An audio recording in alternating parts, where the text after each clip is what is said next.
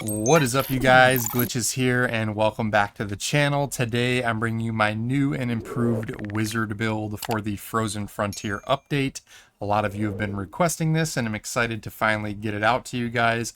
That being said, a lot of testing went into this build, and there's a ton of things to go over, so this video may be a little bit longer. So what I'm going to do is have timestamps down in the description so you guys can jump to whatever section you want and skip ahead to the different sections a little bit more quickly, so be sure to check that out. But without any further ado, let's jump into the details, and the first thing I think we can talk about is the armor. So let's go over to our character. And for the helmet, the one that I like to run is the Thaumaturge hat. This is great for magic users, gives us 14% critical strike damage, 16% magical critical strike chance, and 2 plus bonus to frost resistance. All the Albanese Summit's territory can inflict frost on you, and if you don't have a high enough resistance, especially in the later areas, you can die to hypothermia pretty quickly. Thankfully though, with all the armor that we're going to be using, our resistance should be high enough to where you never really have to worry about that at all, so keep that in mind. But moving on to the chest, this one's a little bit different. We have the Mountain's Shadow chest piece. This is actually a warrior's chest piece. I wanted to try and keep our magical and physical resistance as balanced as possible. This also gives 30% or plus 30 stamina and plus 300 health to give us some more survivability, as well as plus 4 frost resistance. Now for the big baddie dragon boss, if you get used to the mechanics and don't want to cheese it, one piece of armor that I would recommend crafting for an alternate chest piece would be the Hailcaster's chest piece, and reason being is this will give us plus 30% wand damage, and as you'll see from my damage video at the end, going against the dragon properly, the most damage that we do to him are during the stun phases with our wand, so more wand damage that we can get during that fight, the better, which is another reason why we're going to have an alternate selection for the gloves as well. So moving on to the gloves. The normal day-to-day use set that I use is the Thaumaturge gloves. This will give 7% bonus damage against magical foes and 15% staff damage, which is what we'll primarily be using when we're exploring and things like that. But much like the chest piece, when you're going against the dragon, one alternate piece that I would recommend crafting, you don't have to use it, but it does help out, is the Hailcaster gloves. This will give another plus 15% wand damage and an 11% damage bonus instead of a 6 or a 9 to magical foes.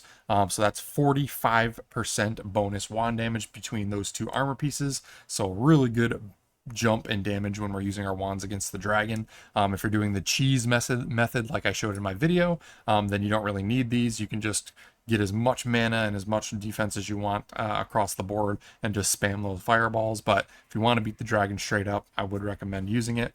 So I crafted one of each of those for the chest and the gloves. But moving on to the legs, we have the Thaumaturge pants. This will give us a nice plus 45 to mana, plus 3 mana regeneration, and another 2 frost resistance. And then last but not least, for the leg, or boots rather, we have the Thaumaturge boots. This will give plus 5 mana regeneration, a massive 120 minus regeneration, mana regeneration delay. So if we ever do run out of mana, it's going to start replenishing a lot quicker. And then lastly, another plus 2 frost resistance. So all in all, great combination of armor, and I would recommend crafting at least the alternate piece for the chest and the gloves, specifically for the dragon fight. But moving on to the rings, my normal day-to-day running around and exploring, I like to run double Ring of the Ancients. It's really hard to beat the bonuses that you get across all of the different attributes. Just to give you an idea, with the plus 2 to Constitution, we're getting 100 extra health, plus 2 to Spirit, we're getting 40 more mana, plus 2 to Endurance is 40 more stamina, and then the plus 2 in Intelligence will give us 10% more flat magic damage. So really nice boost to overall across all of our wizard stats with these two rings. Now, if you're going against the dragon in particular, what I would recommend as an alternate is swapping out at least one of these Ring of the Ancients with an exceptional Ring of Mana to give us a little bit more mana and mana regen. That'll be 25 mana and plus 3 more mana regen there. The other thing you can do if you're doing the cheese method and you just want to spam fireballs over and over, you want just the max mana as possible when you're standing on that mountain cliff. If that's the case, then you could run double exceptional rings of mana to give you even more mana in your mana pool. But if you're fighting the dragon straight up, which is how we're going to be doing it in the damage test at the end of the video, I would recommend just one mana ring and one ring of the ancients, so you get a nice mix of both. But moving on, for the shield, I run the Mountain's Shadow Shield. This does not have the highest block in the game, but it does have the highest parry power. And the one thing that we're pretty much as a wizard going to be using our shield for in a panic situation is filling up an enemy's stun bar as quickly as possible. And for those of you that don't know, the higher your parry power, when you do a successful parry block, the more stamina or stun meter is going to fill up on the enemy's health bar. And that's mainly what we're going to be doing against the dragon as well. We'll primarily be using our Eternal Chain Lightning spell, but if you get cocky and want to show off a little bit, you can use your shield to reflect the meteor shower fireballs, and the higher your parry power, the more stun meter you're going to fill with that. So that's why I run it for casters. If you're at the lower levels, like in the earlier to mid-game southern territories on the map, not the newer territories in the Albeev Summits, you can run the Ethereal Plane. Those will have much lower block, much lower parry power, but it does give you plus 10% Shroud resistance, which will help you out early on in the game in those more difficult Shroud areas in the beginning.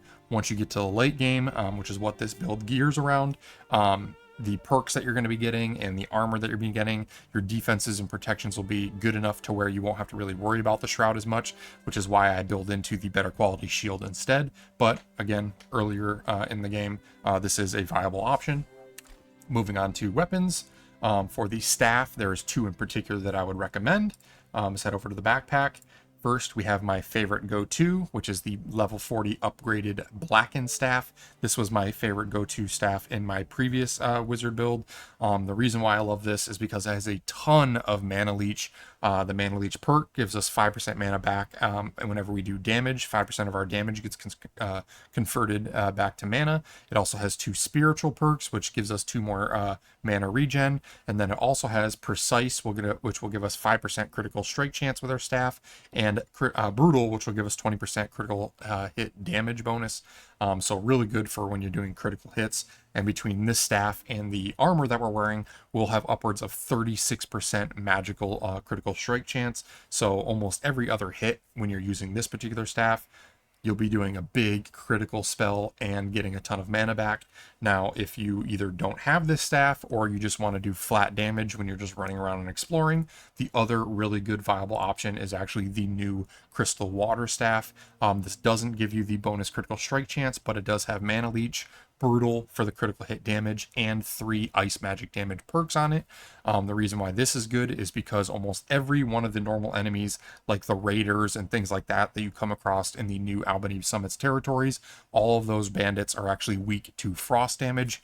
So this will actually do a little bit more damage, like flat out, when you're going against simple enemies than the Blackened Staff. You just won't have as good of mana regeneration for big boss fights. So that's why I like having both. But both really good options. And by the way, both of these wands, or both of these staffs and all of the wands can all be found from the Hallowed Halls legendary farm area that I mentioned in my previous video. I'll probably link to that above. It is a great place to farm almost every single legendary weapon in the game at level 40. Plus, if you set it up the way I did, you can farm all the spells we're going to need, all the arrows you're going to need if you're an archer or a warrior, as well as a ton of max level bandages and healing potions. So great place to get everything all in one spot. So be sure to check that video out. But moving on to the wands, there's 3 in particular that I would recommend. In the early to mid-game zones in the southern portion of the map, the best wand is going to be the Helix Wand. This has 5+9 Shroud magic damage bonuses, so the best damage perks of any wand in the game, and it has a secondary buff that has the chance to do an additional projectile, which no other wand has. You combo that with a perk that we're going to be getting in our tree, and this wand can actually shoot out 3 projectiles at once sometimes, so it's super, super good in those early areas. That being said, in the Albeev Summits territories, a lot of the raiders and enemies that we're going to be facing are actually resistant to shroud damage. So in that particular case, when we're in the later game areas of the map, the two wands that I would recommend bringing with you is the new upgraded Ritual Tempest wand.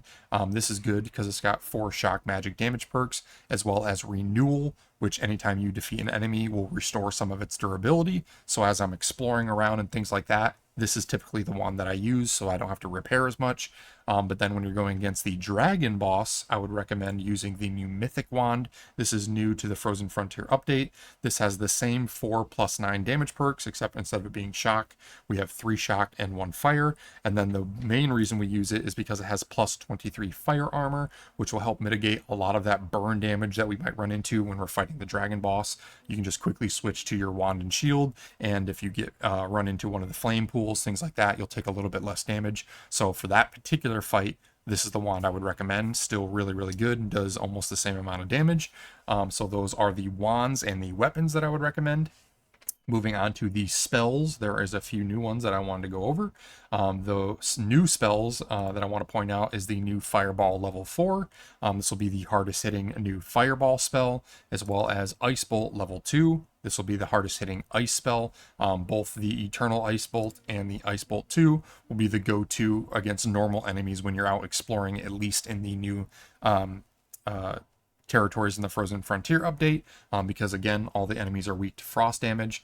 But if you're just blowing things up in a building to kind of salvage materials and things like that a little bit quicker, that's what I use my Eternal Fireball for. If you're doing the dragon spam farm technique that I showed in the video, then you can use the Fireball 4s to just do max damage over and over and over again. And then for healing, I have the Eternal Heal Channel spell.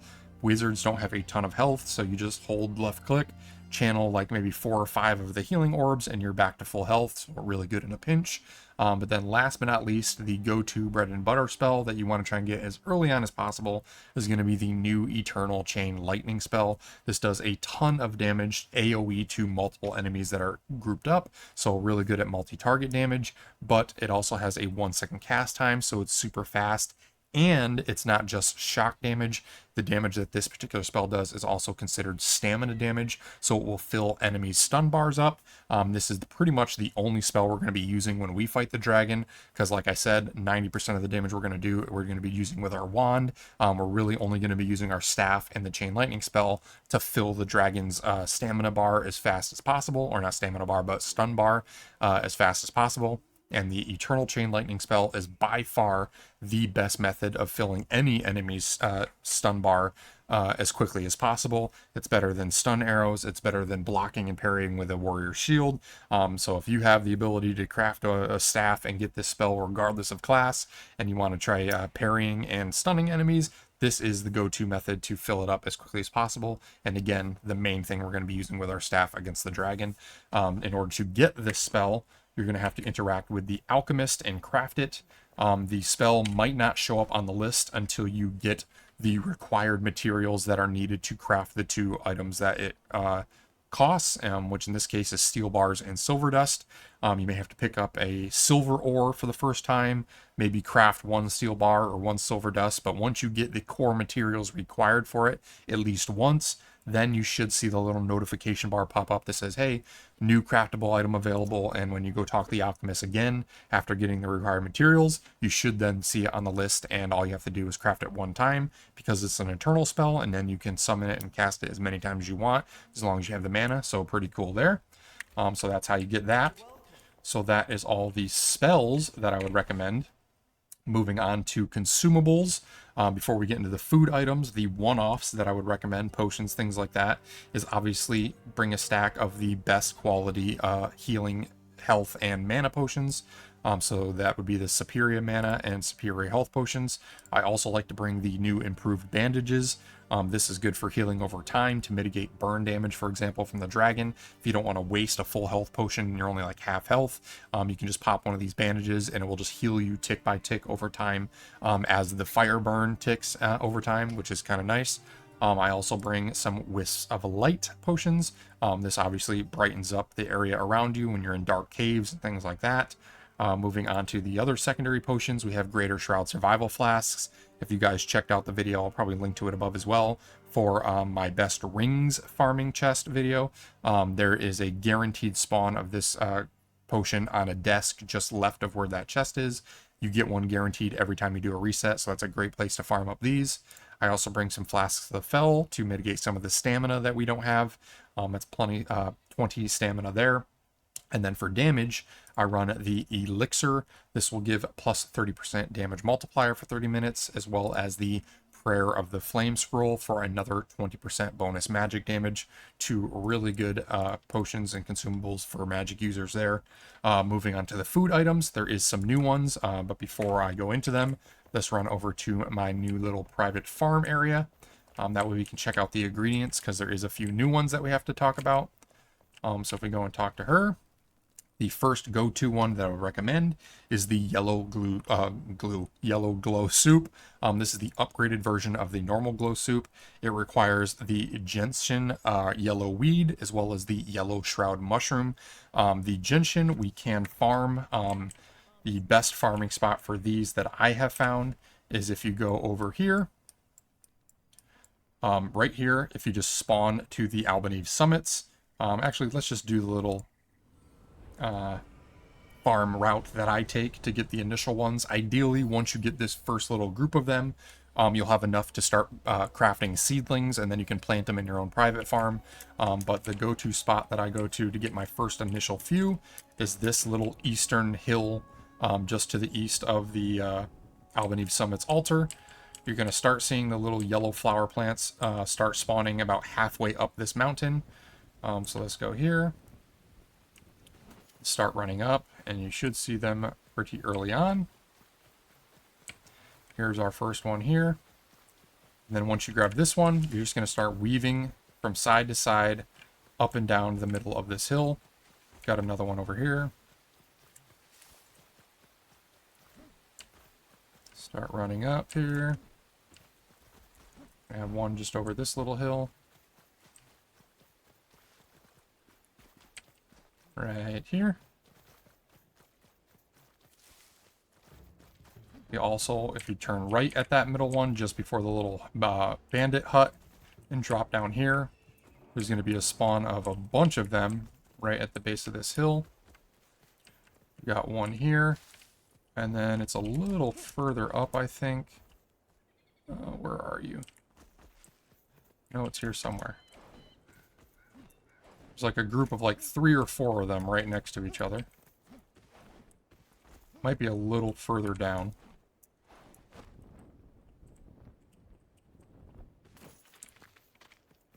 Ah, here we go. So on this little hill, we've got a group of 3. We can go ahead and grab those. And then if you just continue to work your way up, you'll come across maybe 1 or 2 more on this little stone path. And then what you want to do is glide over to the left side of the river, and there's going to be several more that you can grab there as well. So we just follow this hill all the way up, just bypass the enemies here. Should be 1 or 2 more around this little cliff here.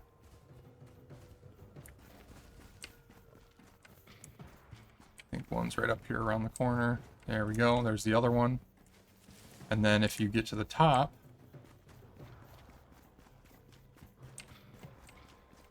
and then jump across, there's a bunch more on this side as well. So as soon as you jump across, right in front of you, you're immediately going to have 4 more. And then there's a couple more just ahead as well. Oh, a little too far. I think I passed it.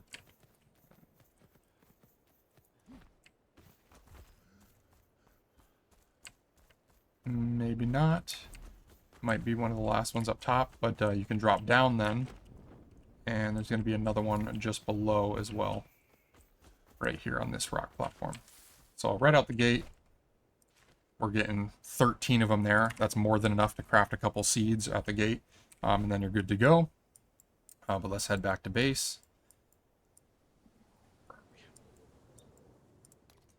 Try not to zoom out on the map because it lags out and messes with my recording, so I gotta keep it zoomed in a little bit here so it doesn't freeze up. But let's go back and talk. So that's where you get the yellow plant. And then the next thing that we need to look for, again, is those yellow shroud mushrooms. Unfortunately, we don't have seedlings for these, so we can't grow them. You have to get them out in the wild. But I have been fortunate enough to find a guaranteed spawn of them, where you can get 7 to 10 every single time. And it's going to be up to the north, just northwest of the Balefire Stronghold Lance Point, in the new area, all the way to the eastern side of the map, just northwest of that as you walk into the shroud. If you just mark below this little peninsula here, put a marker there, glide down either from the hollow summit or coming from the south to this little area, and I'll probably throw a picture up actually right now to show you what it looks like. It's just going to be a yellow fungus mushroom that's coming out of the ground that we haven't seen before. You're just going to look for those, pick up a bunch of them, and you'll be good to go. And you should, just from that one location, get enough to craft like 3 or 4 of these soups. So that is where I would farm those. Moving on, the next second best in slot, and that, by the way, would be our mushroom slot, because you can only have 1 of each food type. For the meat option, what I would recommend is going to be the meat wrap, because this is the only food item that gives more intelligence for the meat section. It also gives a nice 5 constitution for a bunch more health. So a really good second food option there. And then for the third and final food item that I would recommend is going to be the new pumpkin soup. This will give +6 health regeneration, +4 stamina recharge, and 2 more frost resistance. You can sub out something like Fruit Bowl. It'll just be a little less beneficial. This has the best bonus stats for the secondary perks to give us health and stamina regen, which we are lacking a little bit in this build. So those are the top 3 that I would recommend. And so you know, this one requires that same gentian yellow weed, purple berries, pumpkins, which can be found from the new pumpkin patches in the new zone. There's 3 in particular that are really good. One is going to be just northwest of the Hollowed Peak, this area here called the Pumpkin Patch. You also have one over here called Pretty Patty's Pumpkin Farm. That will have a bunch of pumpkin seeds and pumpkins you can hold down. And then just to the south a little bit more, just north of the Elixir production site, west of Fairfield Goat Farm and the Albany Ancient Spire, there is another place called the Vinebrook Farm. This has a ton of pumpkins. This is probably the biggest one of all 3. That is another great spot to farm pumpkins as well. But moving on, the last one that we need is going to be frizzy goat milk. To get this, you need to basically tame and make a farm of the frizzy goats. They're all over the map. You can find them randomly in the Albany Summits area. There's also in the Albany Summits area some goat farms that you can locate scattered throughout the map, and you just want to get the bait for them and tame them ideally. You can get a few of them if you just kill them and then loot, but if you want a constant supply of them, I've actually got like 2 or 3 of these goats tamed, and every few minutes you can go and talk to them, and they'll have 2 to 3 of these frizzy goat milks available for you to grab every single time as long as you keep them fed. So that's like 6 to 8 of these frizzy goat milks every couple minutes if you're going to farm it and you've got them tamed as your own pet. So that's how you get those. And then the rest are obviously totally up to you if you don't have the materials. Grilled yucca fruits are good if you chop down the trees in the desert. That'll give 20 stamina recharge. Teas for more health endurance and health regeneration. So those are some good secondary options, but top 3 for the mage, in my opinion, definitely the yellow glow soup, pumpkin soup, and the meat wrap. Those are the good food items.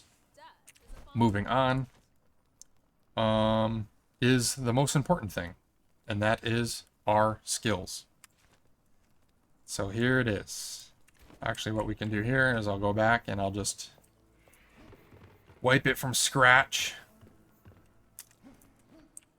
And also, I don't know why I didn't mention this before, but we have updated the digital skill tree template that we made the web UI for. If you guys haven't seen my previous videos, I worked with another Discord buddy of mine, and he's really good at computer programming, and I'm more of the designer. We kind of tag teamed our forces and built an online tool specifically for the skill tree, because as you guys know, we can't zoom out or share builds or anything like that very easily in this game. So we made a tool online where you can click and basically replicate the entire Enshrouded skill tree within the web UI, and then also export your builds to share it with friends a little bit more. I will be sharing this skill tree as a link to input on the build website, so feel free to check that out as a quick reference.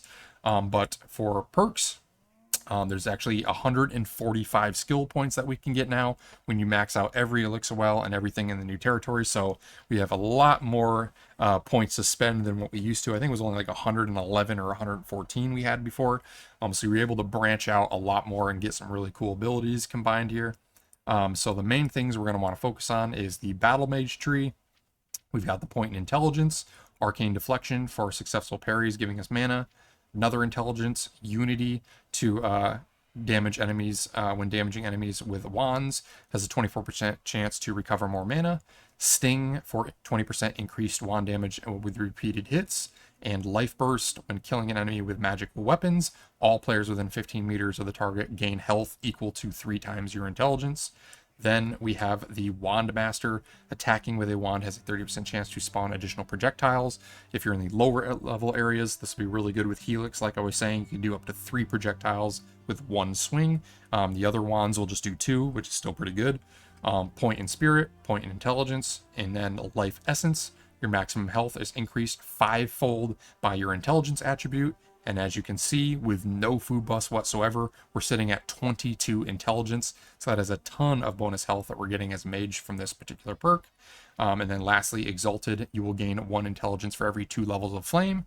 And if you max out every elixir well and kill the final dragon boss enough times, you can max out your altar to 8, which will give us 4 additional points in pretty much everything. So that's really, really cool. Moving on, we want to take Blink. This is going to be really good to get out of sticky situations. The one thing I left open, which you guys technically could mess around with if you want, is Emergency Blink. This could be good for when you're first learning how to kill the dragon. His 1 energy beam attack can stun you for quite a long time. So if you can spare like maybe 2 points in spirit somewhere, like this one here, and maybe a random one over here, and pick up Emergency Blink, that will allow you to teleport even if you're stunned. So that is another alternate option you could particularly go. I don't take it just because once you learn the mechanics, you really don't get hit by it anymore. So that's why I leave the points open there. But then moving on, I also take the point in intelligence in the healer tree, as well as healer and healer 2, so that our heal channel spell will heal us a little bit faster. It also gives us access to some more intelligence points. So I got the point in intelligence here. Healing revive, not a big one. This is more for a solo player, but we're taking this in order to get the next point in intelligence because we want as much intelligence as possible. Then the most important ones for this build are going to be the wizard and the trickster tree. Grab the point in spirit, followed by this is the way. When attacking with a magical weapon, all damage is increased by 10%. Then you're going to want to pick up the point in spirit, followed by all 3 ice, frost, and ice, fire, and thunder damage buffs. So that would be Arsonist and Pyromaniac, Thunder and Lightning, and then Iceman and Sub-Zero to give all 3 elemental spell types that we're going to be using on a regular basis more damage, 30% to be exact. And then moving on, quick point in intelligence for more magic damage, Wizard to increase critical hit chance by 10%. Chain hit, this is a big one. On a critical hit with a magical weapon, the attack will automatically hit a second enemy within 15 meters, doing 5 additional shock damage for every intelligence, which we have a ton of, so really good there for more AoE damage. And then also mass destruction, a critical attack with a magical weapon will hit all enemies within 20 meters for 2 additional shock damage per intelligence. So between chain hit and mass destruction, our staff spells, especially the ones like Fireball that already have an AoE, will do tons of AoE damage to enemies that are close and grouped up to each other. So really good combo there. And then we're also taking the last point in intelligence. Moving on, very important ones that you want to take for this build is quick charge. This build would pretty much be garbage if you didn't have this. This will reduce the time that staffs are required to charge up spells by 50%. Some of those are really, really long cast times, so this helps out with that. Quick Point and Spirit for more mana. Counter Strike, after receiving damage, there is a 20% chance to reflect 50% of it back, followed by Updraft, because we want the ability to glide a little bit longer and traverse the map. Next, Quick Point and Intelligence and Spirit for more magic damage and mana, followed by Be Gone. We don't really use this, but we're using it to get to the later perks coming up here in a second. Spirit, Intelligence, Bloodletting. When scoring a critical hit with a spell, there's a 50% chance to spawn 2 health, mana, and or stamina orbs. This procs a lot when you're using Chain Lightning, when there's a lot of enemies around, because every single one of those little chain hits have the potential to critical strike on their own. So you're pretty much guaranteed to spawn some of these orbs every time you do that. And we're going to be comboing another stamina-based perk to make those orbs give us even more. Normally they only give 10%, but with the endurance perk that we're going to take, that'll get boosted to 30%. Then we take Terror. This is another big one. On a critical hit with a spell, the target will be stunned for 4 seconds. This can even work on bigger enemies as well. You hit an enemy with a fireball, hit an enemy with an ice bolt, things like that. They'll just get stopped in their tracks for like a good 3-4 seconds, like it says. And this can proc on chain hits. So if you use the Chain Lightning spell, you could stun an entire pack of enemies for 4 seconds. So really, really beneficial there. And then we're also taking Arcane Concentration. You will gain 1 point of Spirit for every 2 levels of Flame. So that's another 4 points in our Spirit to get a ton more mana as well, because our Flame's at max level at this point. Moving on. Now that we have our magic stuff taken care of, we want to work on some endurance. So the point in endurance, point in runner to increase sprinting speed by 10% and stamina reduction by 10%, as well as double jump so we can traverse a little bit better, followed by the quick point in endurance for more stamina. Wanderlust, the consumption when sprinting on dirt roads will be reduced from 90 to 80%, and the consumption for sprinting on stone roads will be 75 to 50%. Next, Good Metabolism. This is the one I was telling you about that will combo with Bloodletting. Health, mana, and stamina orbs, which we can proc with that other ability, will now restore 30% instead of 10% of their respective resource.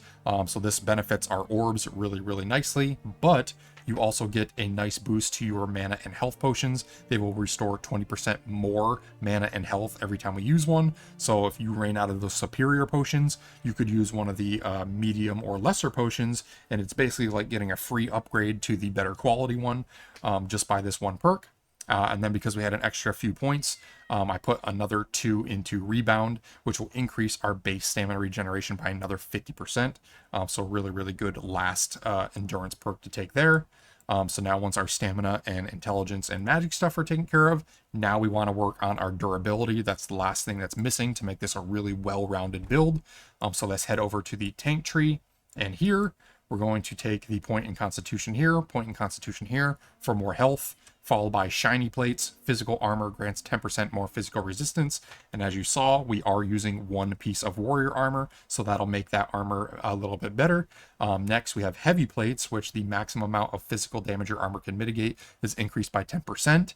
For those of you that don't know, the maximum damage that you can mitigate is 60% damage. So say an enemy has does 200 or 100 damage to you, and you have 100 armor, it's always going to do like the 40% damage to you, because you can only mitigate a maximum of 60. With this, that increases it to 70, so they would only do 30 damage instead of 40, which is really, really nice. It just makes your armor a little bit more efficient, followed by another point in Constitution for more health. And then Tower and Warden, which will give us more physical and magical resist. When there are 3 or more enemies within 20 meters of you, you suffer 10% less physical damage. And then same thing for Warding. When 3 or more enemies are within 20 meter radius, you take 15% less magical damage. Then we want to take the point in Constitution again for more health, followed by Earth Aura. This is amazing. Shields you and all of your allies nearby, reducing incoming damage by another 10%. And what's cool about this is it requires no additional requirements to proc it. It is just passive and with you at all times. Anytime you see the little shields popping up when I'm running around, like that is the Earth Aura. So it's just going to be a flat 10% that's going to be helping us mitigate more damage. And then last but not least, we take that thick skin. Same thing how it works with the intelligence and the spirit one. In this case, we will gain an extra point in constitution for every 2 levels of flame. So another 4 points there. That's another 200 health just from this one perk that we're going to be getting because of our flame levels. So really, really good once your flame gets maxed out to level 8. So that is the new and improved build. It's really, really good, as you guys will see from the combat demo that I'll show off here in a minute. I take down, with no gimmicks, the final dragon boss in sub 5 minutes with this build. So really, really strong, and you get like the best of both worlds. You get the defenses of a warrior, you get all the bonuses of crazy good wand damage, you get the bonuses of every single element across your elemental staff spells. So all of our bases are covered with this. The only thing that you could potentially change if you feel like you're staying alive enough is maybe get rid of a constitution, a spirit here and there, and put some points into mining or something if you want to get some minerals a little bit faster. Personally, I don't really bother with that much. I will like pick a day where I want to mine some stuff, and I will make a whole build just for that, and focus everything into it instead of just 1 or 2 points. I want to maximize these builds for the actual damage and combat we're going to be doing as much as possible. So that is why I built it the way I did. Hopefully you guys like it and enjoy it. And again, I will post the web UI version link of this build down in the description, so you guys don't have to sit here and watch my whole description and one by one all over again. You can just see that little cheat sheet, and it'll have all the information you need right on the link. But then last but not least, before I show off the damage, the thing that I want to show you guys now is our character attributes, and they are pretty cool. So we're sitting at completely unbuffed with no health or potions or anything, 16 constitution, 18 spirit, so a ton of mana, 11 endurance, which we mitigate with some of our potions, strength, dexterity, not too important because we're a magic user, and then 22 intelligence, which is insane. That's with no food buffs. You get the 1 from the meat and then the 5 from the glow soup. That's 28 intelligence that we're going to be doing, which you get a bonus, I think was it 5%? Yeah, 5% magic damage per point. So that's a ton of bonus magic damage there, plus bonus to healing and reviving and things like that because of the perks we took in the tree. And then if we head over to damage, because of the staff and the armor we're taking, we're sitting at 184% bonus critical damage, and then 10, 20, 36% magical critical strike chance. So almost every other hit that we're going to be doing with this build is going to critical strike, which is awesome. We get bonus, obviously, sneak attack and merciless damage, but we get that flat 7% bonus damage to magical foes because of our perk, as well as the bonus 15% staff damage because of the gloves or the helmet that we're using. So really good there. And then last but not least, for protection, because we're using half our warrior armor and half mage armor, we have a beautiful balance of physical and magic resistance. We're sitting at 260 physical and 299 magical. We got the 25 block and 178 parry power from our shield. And as it stands, unbuffed with nothing, we have over 1200 HP, 505 mana, and 460 stamina. So really, really strong build. And again, it covers all the bases you would need for any piece of content in the new update. So that is the last bit of stats that I wanted to show you guys.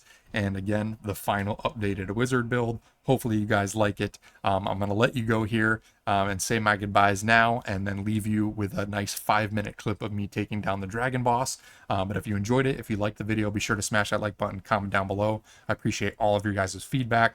If you want to keep up to date with my future content, consider subscribing and turn on that notification bell. I am going to be making videos for all the other classes as well, so keep an eye out for that. And then last but not least, if you want to join a killer community of like-minded gamers, feel free to check the links down in the description and join us on the Discord. We've got over 1,000 members in there now, many of which are playing Enshrouded.